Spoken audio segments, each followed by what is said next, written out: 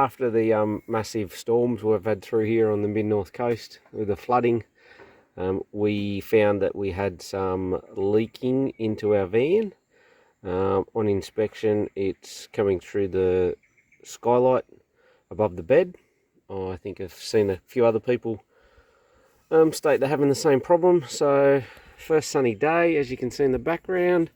I just thought I'd get up here and fix it because we're going away on the long weekend. So here's a bit of a sorry for the finger across the camera. Here's a bit of a rundown of what I'm doing to fix it. So firstly, these little gas struts go into here. There's a couple of little bolts. They go in there, you just undo them. That disconnects the two gas struts from the hatch. Then you've got 4 little self-tappers. Focuses, there we go. They go onto there, and then once you've undone them, the old hatch comes straight off. So once I got the lid off, I noticed that this bit of elastic here was a bit loose. So what I'm going to do is I'm going to completely remove this elastic and reseal it. So there you go, I've removed the old elastic. As you can see, just slowly sliced along it with a razor blade as I was removing it. Now I'll clean it up, give it a good scrub, give it a good wipe over, and reapply a new bead of elastic, and hopefully job done. Hope this is helpful for the people that are having the same problem. This is what happens when you think you sealed the water problem and you get a storm roll through and the water problem hasn't been fixed.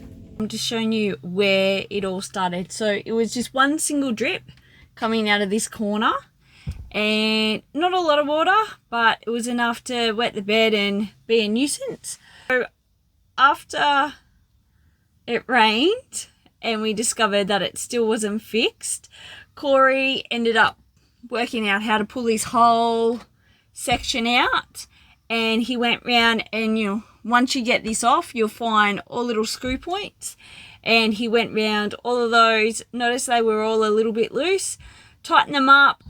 There was rain yesterday and it's been drip free, thank goodness. Fingers crossed this issue is now fixed for good. As I said in a couple of videos ago, we were going to change our Evercool Austrac 96 litre to an Engel, just mainly because we're Engel fans. The other fridge worked fine, had a few little glitches but never let us down. But as you can see, the biggest one we could fit was the 60 litre. We just went for the fridge or freezer, we didn't do the combo. Mainly because just the way that the element is set up in the combo, we're pretty limited to either using it as a fridge or a freezer. We can't, if we needed to use the whole lot as a freezer, we can't. So at least with this one we can.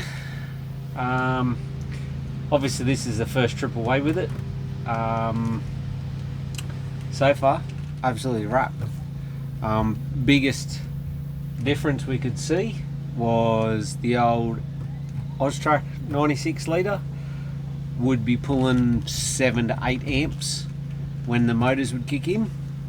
Obviously this one, motor kicks in, I think the highest I've seen it is 3 amps.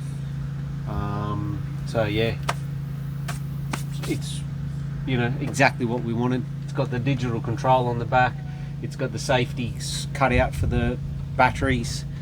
So it doesn't drain the batteries, not that we have to worry about it with the Caravan. Yeah, would have liked to have gone the 80 litre, but it was just a little bit too tall and wouldn't fit in, so we just had to settle for the 60. But just utilise the old 38 litre in the back of the car a little bit more. Mainly use it for drinks. This is for food. We've been away now for a week. and yeah, we've had no problems. You know, we've done a couple of little shops to top up, but it's been great. Obviously, just being the fridge freezer, it's just got your two baskets. The cooling goes all the way around the outside, where with the combi, the cooling unit only goes around this side, and this side of the fridge just cools off the freezer side of sections. Has a little LED light for night times. Obviously it's got the chain there, the side to hold the lid all the way back. It actually fits quite perfectly. We've got it sort of set back a bit so we can fit water and drinks across the front there. It clears the window. The motor and all that is on the inside. We haven't had any issues with it overheating. There is a little cooling fan in there to sort of keep the air sort of circulating when it's closed. But I think that's the bonus with the Engels, is that the heat doesn't really affect them. They're designed to handle the heat. Some more Easter eggs.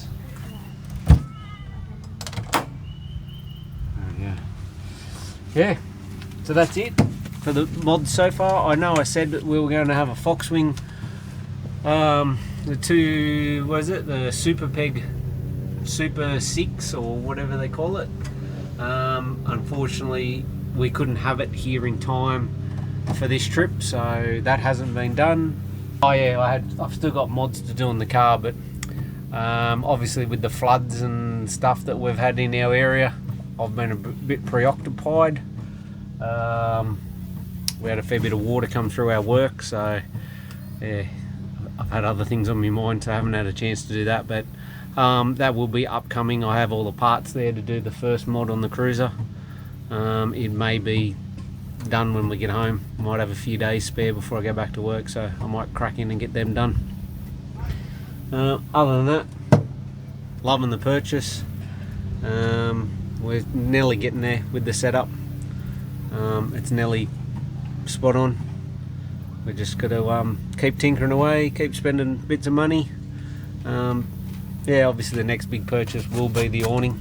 I am going to take this one off when we get home, just so I can tinker and get the new one fit exactly the way I want it. Okay, here's a quick product review. Today I'm showing you the Scrubba wash bag. Found out about this through a Caravan and 3 Kids. I saw them doing a YouTube video on how it works. So we checked it out online, and surprisingly it wasn't too expensive. So we've brought it, tried and tested it this trip, and in love with it. It's really easy to do on the back of that 200 series for me, because I'm short. As you can see, I put a towel down just in case any water spills. It's heaps handy when the car's at the front of the van, because we've got a tap on the front of the van. And I actually use wool wash because you don't have to rinse it out. So I've already washed it. It's a matter of throwing your clothes in, detergent, water, rolling it up. It just works like your dry bags that go on your boat. Squeeze all the air out, and then you just lay it on your side. It says to wash it for 30 seconds to 3 minutes.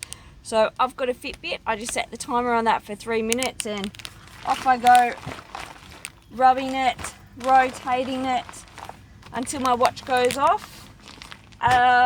Don't know if you can see really well in this section here. It's got little agitator pieces inside it, and then now it's a matter of wringing everything out. I've still got my old washing bucket, collapsible bucket, which I wring everything out into that and hang it on the line.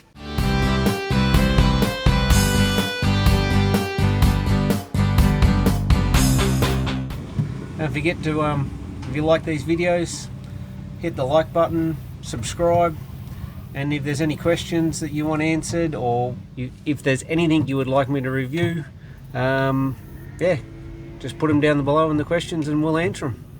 Cheers, fellas.